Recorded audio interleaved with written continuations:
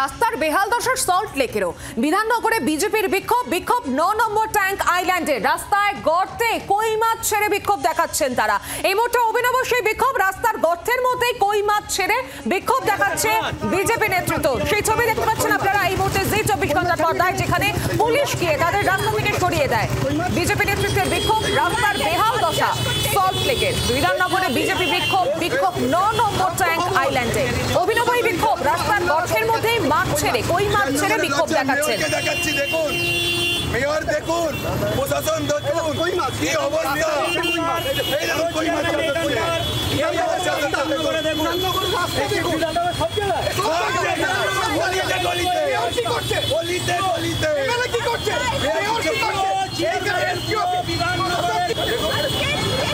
এই মুহূর্তে আমার সঙ্গে নান্টু হাজরা রয়েছেন প্রতিনিধি টেলিফোন লাইনে। নান্টু, অভিনব বিক্ষোভ দেখা যাচ্ছে বিজেপি নেতৃত্বের তরফ থেকে, তারা কি অভিযোগ তুলছেন?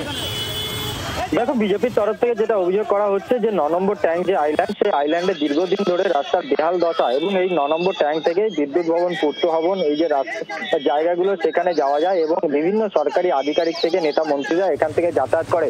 কিন্তু এই বেহাল রাস্তার দশা তাদের কখনোই চোখে পড়ে না এবং দীর্ঘদিন ধরেই এই অবস্থায় পড়ে রয়েছে।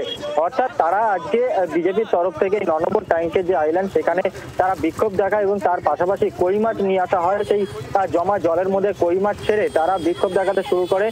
খবর পেয়ে বিধাননগর পূর্ব থানার পুলিশ ঘটনাস্থলে পৌঁছয়, সেখান থেকে তাদেরকে সরিয়ে দেয় এবং এই রাস্তা তাদের যেটা ক্ষোভ যে এই রাস্তা দীর্ঘদিন ধরে এই একই অবস্থায় পড়ে রয়েছে, বেহাল দশা, জল জমে রয়েছে, গর্ত হয়ে রয়েছে, কিন্তু কোনো রকম ভাবেই বিধাননগর পৌর নিগমের নজরে আসে না এবং যার ফলে মাঝে মধ্যে দুর্ঘটনা ঘটে। এই গর্তে বাইক বা গাড়ি পড়ে এবং এখান থেকে বহু স্কুল স্টুডেন্ট তারা সাইকেল চালিয়ে যায়, সেখানে বড়সড় দুর্ঘটনা ঘটতে পারে। তো সেখানে দাঁড়িয়ে অবিলম্বে এই রাস্তা সারাই করতে হবে, সেই দাবি নিয়ে তারা আজকে কই মাছ ছেড়ে এই বিক্ষোভ দেখায় এবং তারপরে পুলিশ এসে তাদেরকে কিন্তু সেখান থেকে সরিয়ে দেয়। ধন্যবাদ নান্টু।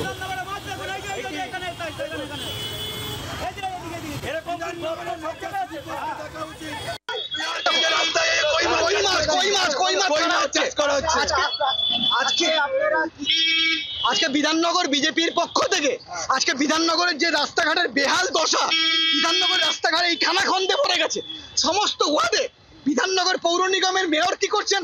এইখানে সামনে এসডিও অফিস, এখানে এসডিও, মন্ত্রী, আমলা, সুজিত বসু, বিধায়ক কোথায়? সাধারণের ট্যাক্সের টাকা কোথায় যাচ্ছে? রাস্তাঘাট হচ্ছে না কেন? এই ইট ফেল রাস্তা সাধারণ মানুষ ভোগান্তি করবে, এটা চলবে না। বাংলার আওয়াজ, বাঙালির আবেগ, জি 24 ঘন্টা।